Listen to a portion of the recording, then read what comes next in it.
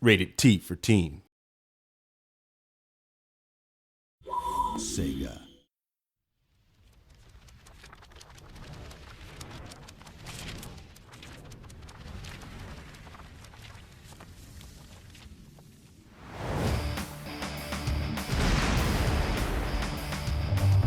Marvel really has led the way in terms of taking their brands and blowing them out and making them ubiquitous everywhere. Our relationship with Marvel has just been awesome. We've got a lot of people here that are really familiar with the Marvel Universe and actually the Incredible Hulk.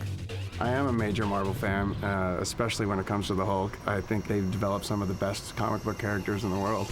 Edge Reality, what they bring to it is a real passion of understanding of what the Hulk is, and I think that's something that is really going to be true to the film too, and I think that's where the connection was for me, is the fun and playful side, the intense action, the anger. Like, there's a lot of different things that are fun and cool about the Hulk, and I think they understood that, and I think that's something that's going to go across both the movie and the game. With the impending feature film release of The Incredible Hulk in June 2008, Marvel needed a partner that could bring to life a video game interpretation of their Green Goliath. Marvel has dominated the comic book video game market for the past several years, and in order to maintain their reign, they turned to publisher Sega.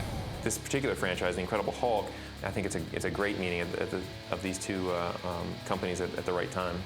The acquisition of this license and a few others really coincides with our reemergence as a publisher.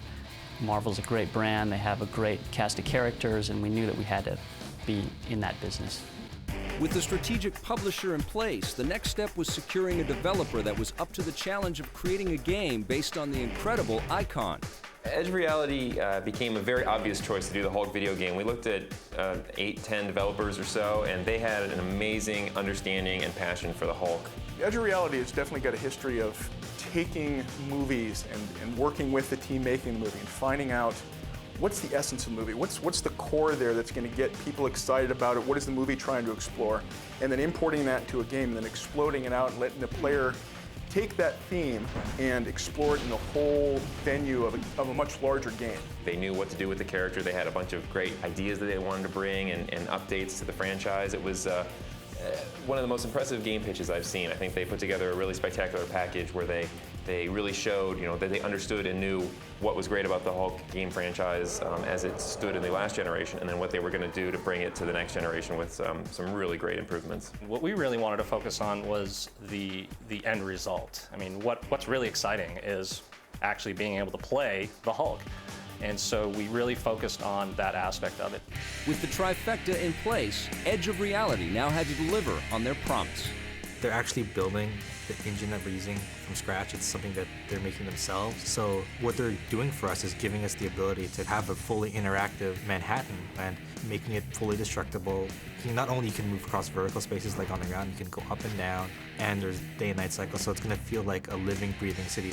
Developing a high-profile property is not only exciting for the publisher and developer, but it can also have some unexpected benefits. As a studio, having a high-profile game like this is going to enable us to also attract a lot of high-caliber talent. Just like the roster of characters assembled on the pages of comic books, Marvel and Sega have selected a talented team of video game developers who know what makes the Incredible Hulk tick.